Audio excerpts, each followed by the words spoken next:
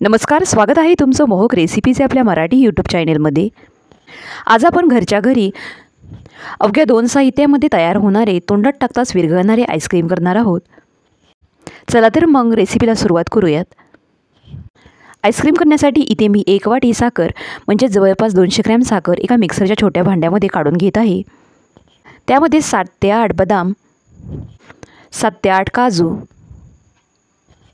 4 ते 5 हिरव्या वेलच्या सोलून त्यातील दाणे यामध्ये घालून घेत आहे। आता हे सर्व पदार्थ मिक्सरमधून बारीक वाटून घ्यायचे आहेत। इथे तुम्ही साखर तुमच्या आवडीनुसार कमी जास्त प्रमाणामध्ये वापरू शकता।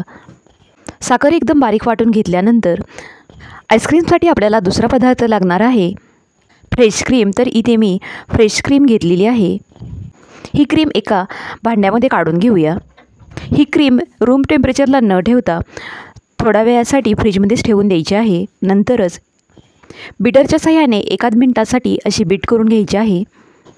ही क्रीम बीट करण्यासाठी तुम्ही इथे बीटरऐवजी विक्सचाही वापर करू शकता, परंतु अशा प्रकारचा बीटर वापरल्यामुळे क्रीम पटापट चांगली फेटली जाते।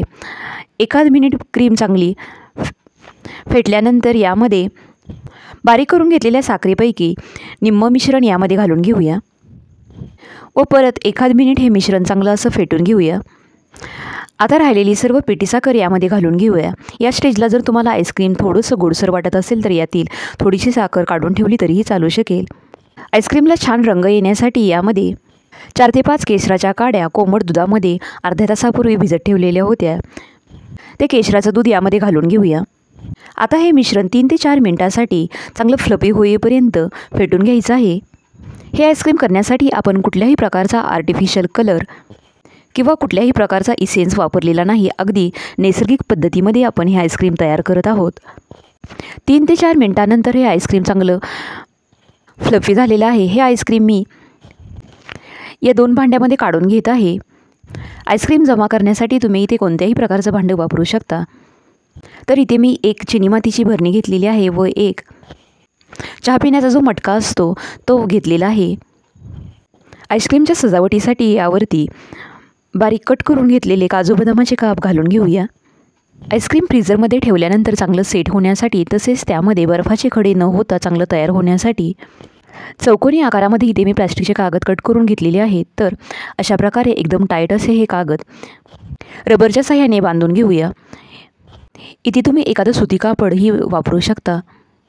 आता ही दोन्ही भांडी उचलून आईस्क्रीम सेट होण्यासाठी फ्रीझरमध्ये ठेवून द्यायचं आहे। जवळपास 8 ते 9 तासांसाठी किंवा एका रात्रीसाठी तरी आईस्क्रीम सेट होण्यासाठी लागतात।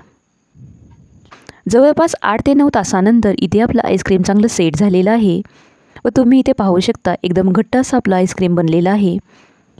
तर अवघ्या 2 साहित्यामध्ये इथे आपलं एकदम तोंडात टाकताच विरघळणारं आईस्क्रीम रेडी झालेलं आहे। तर येत्या उन्हाळ्यामध्ये तुम्हीसुद्धा अशा प्रकारे बनवलेलं आईस्क्रीम नक्की करून बघा। पुन्हा भेटूयात अशाच एका नवीन रेसिपीसह। तोपर्यंत घरी बनवलेले पदार्थ खा आणि स्वस्थ राहा। व्हिडिओ पाहिल्याबद्दल खूप खूप धन्यवाद।